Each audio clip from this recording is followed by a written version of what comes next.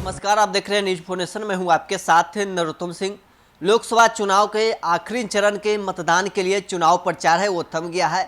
7वें चरण यानी आखिरी चरण के लिए कल वोटिंग होना है, लेकिन इससे पहले आज हम इस वीडियो में चर्चा करेंगे कि लोकसभा चुनाव में 7वें चरण में 8 सीटें हैं। उन 8 सीटों पर जो जाति की बात तो बिहार के राजनीति में होती ही है।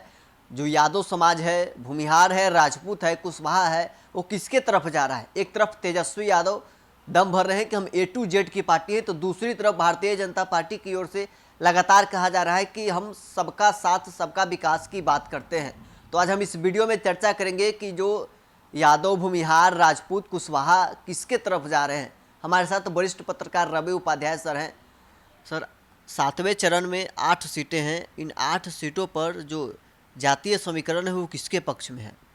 देखिए, हर लोकसभा क्षेत्र का अलग अलग समीकरण दिखाई पड़ता है।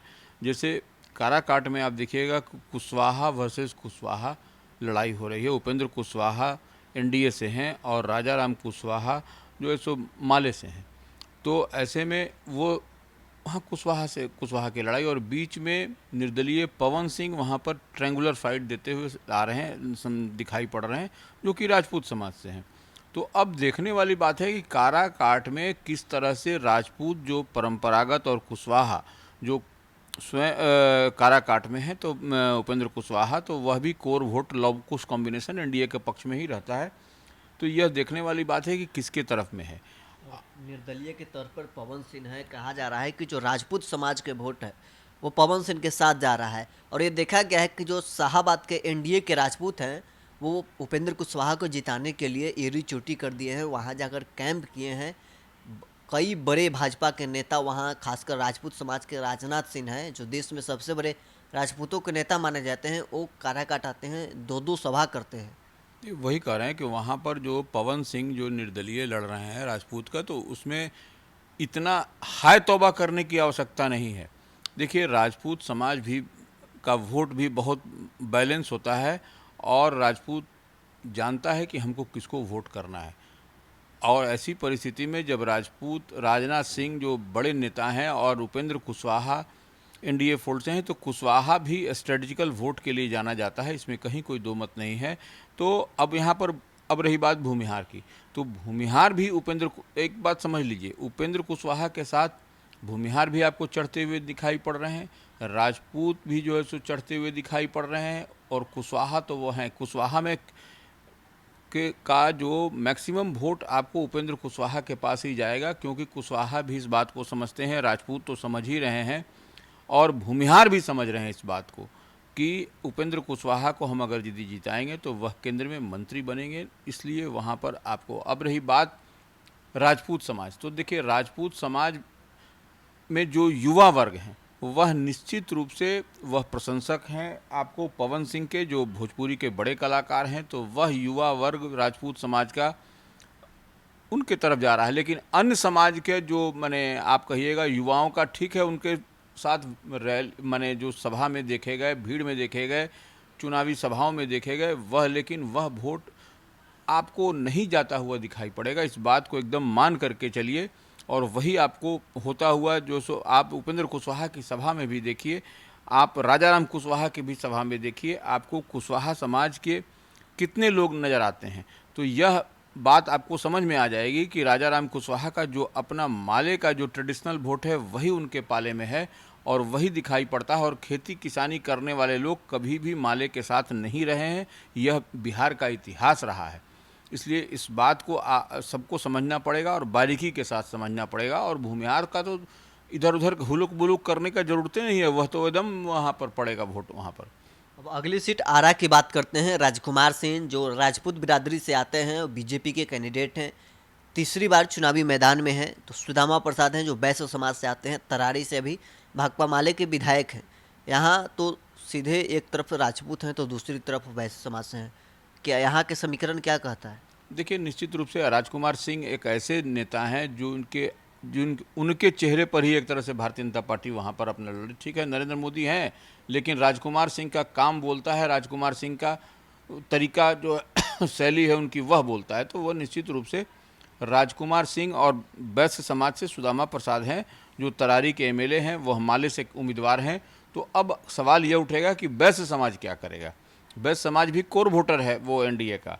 तो वहाँ पर देखिए वैश्य समाज, जो हम बार बार इस बात को कहते हैं, वैश्य समाज ठीक है, वैश्य का थोड़े थोड़े बहुत वोट लेंगे और जो अब उनके कॉम्बिनेशन का वोट है वही लेंगे। यादव का वोट निश्चित रूप से, जिस तरह से राजा राम कुशवाहा को काराकाट में पड़ता हुआ दिखाई पड़ेगा माले उम्मीदवार को, ठीक उसी तरह से सुदामा प्रसाद को यादव समाज का वोट सुदामा प्रसाद को यहाँ पर आरा में मिलेगा। लेकिन वैश्य का वोट कितना ले सकेंगे यह देखने वाली बात होगी। लेकिन आरा में राजकुमार सिंह के सामने कोई टिकता हुआ दिखाई नहीं पड़ रहा है।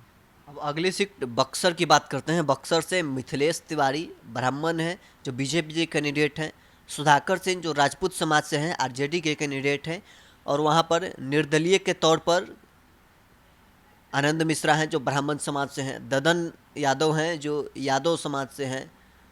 तो यहाँ पर समीकरण है जो क्या दिखता हुआ बन रहा है, मतलब हर समाज से ही वहाँ लोग खड़े हैं। देखिए ये तो एक अनिल चौधरी भी चौधरी हैं, हैं। वो जो है सो बसपा से हैं, वो खड़े हैं वहाँ, बसपा के हाथी पर सवार हैं।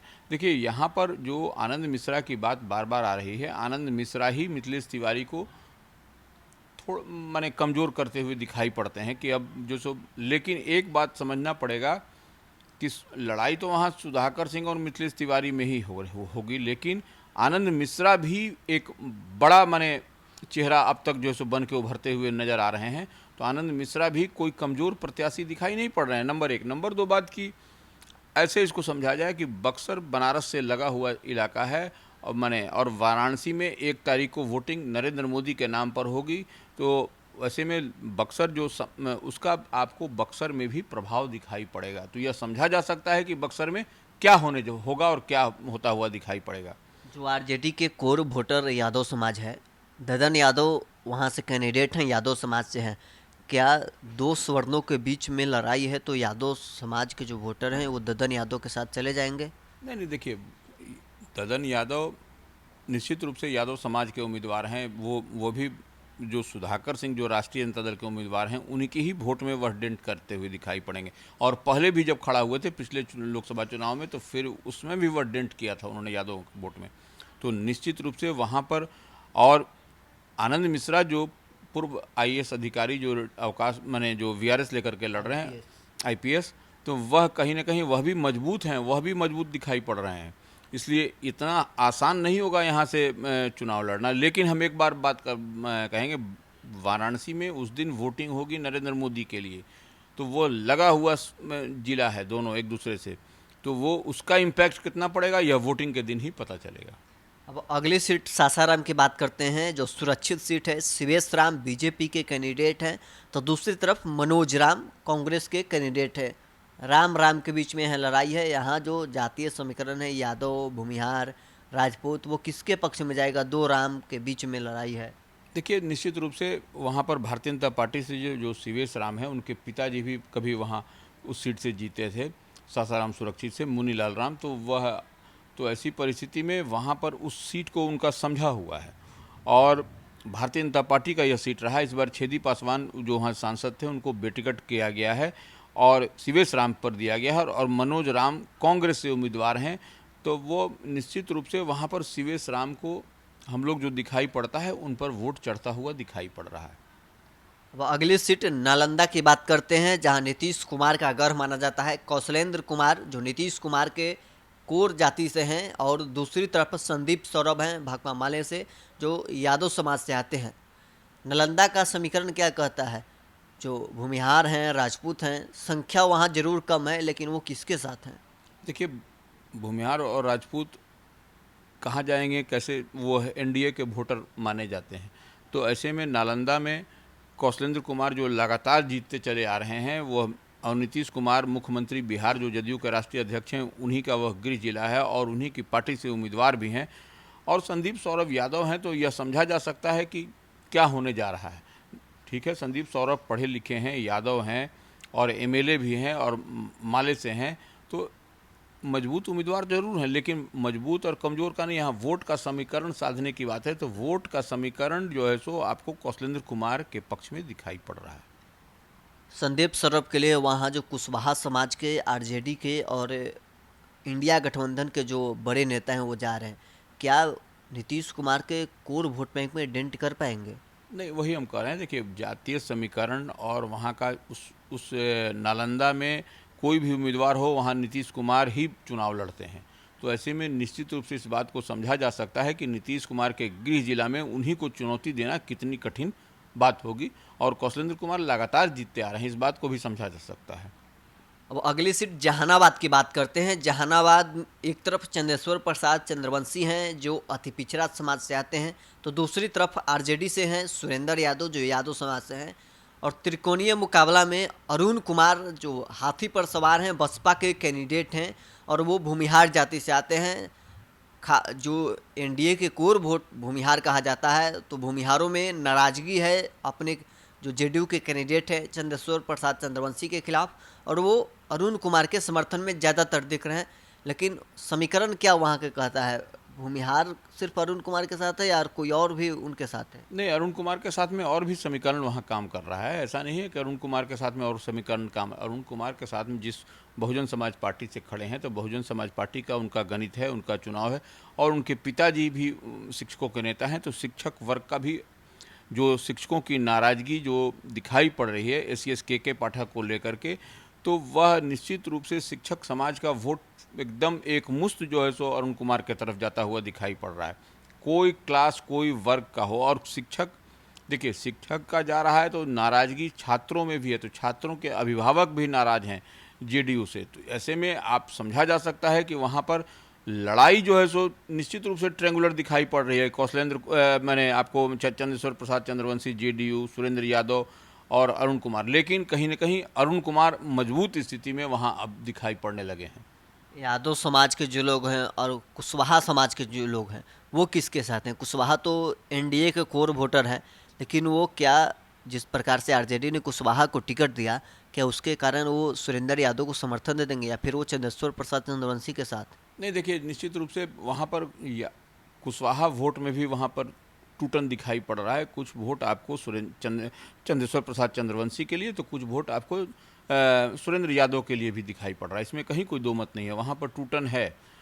लेकिन आपको और कुछ वोट अरुण कुमार को भी मिल रहा है वहाँ से, तो वो आप एक वोट, हाँ यादव वोट इंटैक्ट इनके पास में है, मुस्लिम वोट इनके पास में, सुरेंद्र यादव के पास में इंटैक्ट दिखाई पड़ रहा है, और जो समीकरण है वह सब दिखाई पड़ रहा है। लेकिन वहाँ पर लड़ाई बहुत दिलचस्प है, और कहना भी मुश्किल है कि कौन आदमी बाजी मारता हुआ दिखाई पड़ेगा।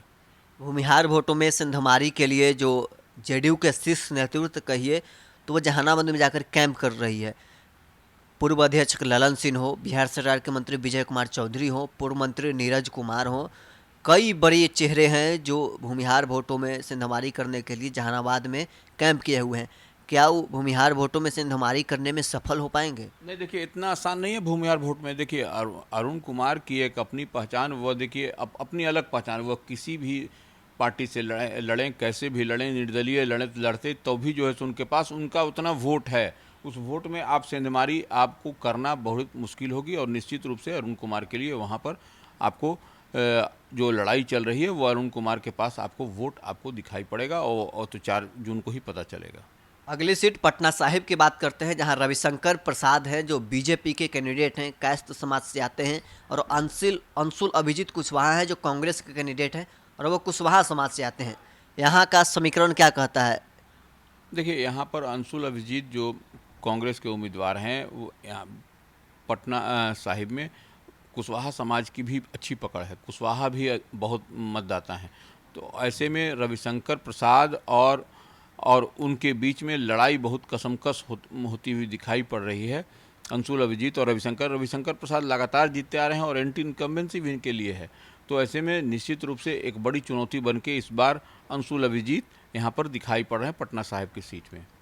वो आखिरी सीट पाटलिपुत्र की बात करते हैं, जहाँ तीसरी बार चुनावी मैदान में है बीजेपी की तरफ से रामकृपाल यादव समाज से है, तो दूसरी तरफ लालू प्रसाद यादव की बेटी मीसा भारती तीसरी बार आरजेडी के एक कैंडिडेट है।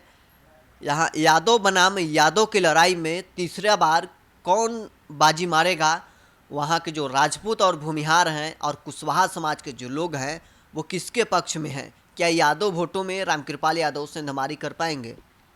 देखिए निश्चित रूप से यादव वोट तो इंटैक्ट है, और यादव वोट इंटैक्ट, इधर जब यादव वोट इंटैक्ट है तो इधर भूमिहार वोट भी इधर इंटैक्ट हो गया रामकृपाल यादव के लिए। अन्य वोट जो है रामकृपाल यादव के साथ में इंटैक्ट खड़ा है।